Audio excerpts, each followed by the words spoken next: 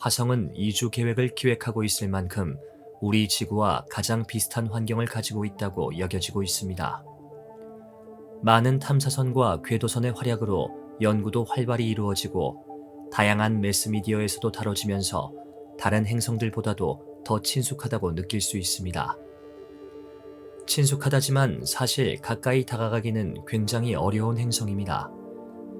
1960년부터 지금까지 전 세계에서 60회에 걸쳐 시도했지만 현재까지 화성 탐사에 성공한 드론과 탐사선, 궤도선은 모두 합쳐 고작 20건에 불과하죠.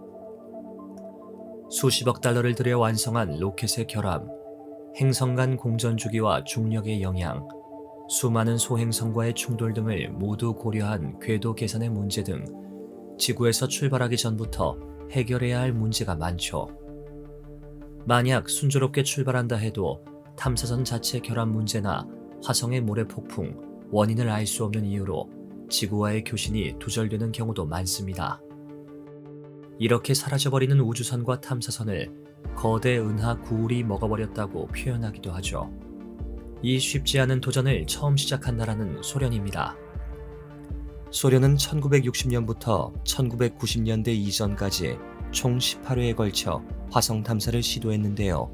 1960년대 마스 1호가 화성에 접근하기 전 보낸 일부 데이터 외엔 마스 2호는 화성 표면에 충돌했고 마스 3호는 폭풍에 휘말려 20초간 빈 화면만을 보내온 게 전부였죠.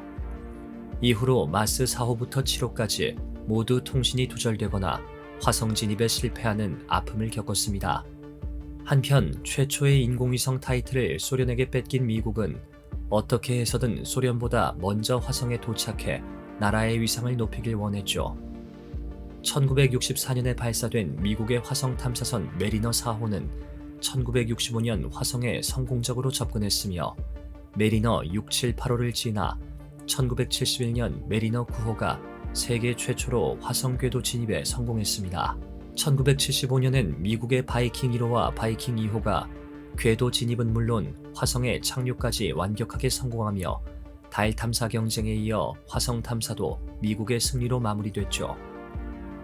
2023년 현재 화성에서 활발히 임무를 수행하고 있는 탐사선과 그 성과를 간단히 살펴보면 나사의 큐리오시티 탐사선은 최근 36억 년 전 화성 진흙층에서 육각형 균열 발견 소식을 전하며 과거 화성에 건기와 우기가 있었음을 알아내기도 하고 샤프산을 오르며 화성의 지층을 확인하고 지구와 비슷한 퇴적 특징도 찾아낼 수 있었습니다.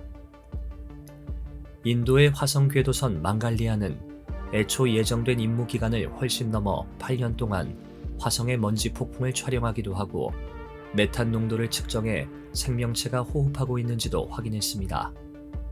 화성 대기 연구와 물의 기원을 찾기 위한 메이브는 대기를 연구하면서 화성의 바다가 우주로 증발한 것이 아니라 암석의 결정 구조에 갇혀 있을 가능성을 최초로 제기했습니다.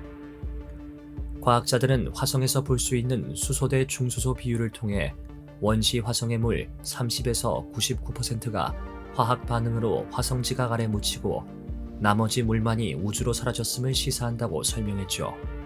아랍어로 희망이라는 뜻의 아랍에미리트의 탐사선 아말은 지금까지 보았던 오로라와 다른 구불구불한 모양의 오로라를 관측하기도 했습니다. 화성의 위성 중 하나인 데이모스의 뒷면을 최초로 관측하기도 하며 화성 대기의 기원을 연구하고 있죠.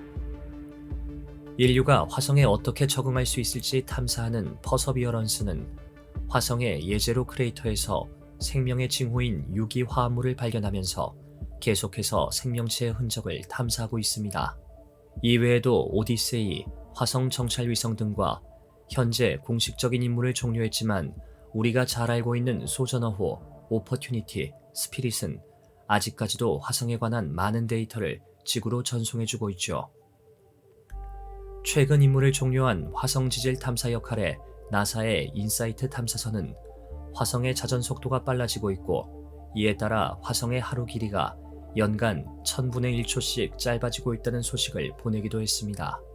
현재 나사는 아르테미스 프로젝트를 통해 달을 화성으로 가는 중간 거점으로 만드는 계획을 진행하고 있습니다. 화성 이주에 가장 적극적인 일론 머스크의 스페이스X는 국제우주정거장 ISS에 도킹할 만큼 민간 우주항공 기술도 많은 발전을 이루고 있죠. 지구와 비슷한 환경에 과거에 물이 흘렀던 흔적, 그리고 발을 디딜 수 있는 토양과 생명체가 있을 수 있다는 가능성까지 화성은 앞으로 인간이 더 먼 우주로 나가기 위해 꼭 거쳐야 하는 필수 관문이 되겠죠.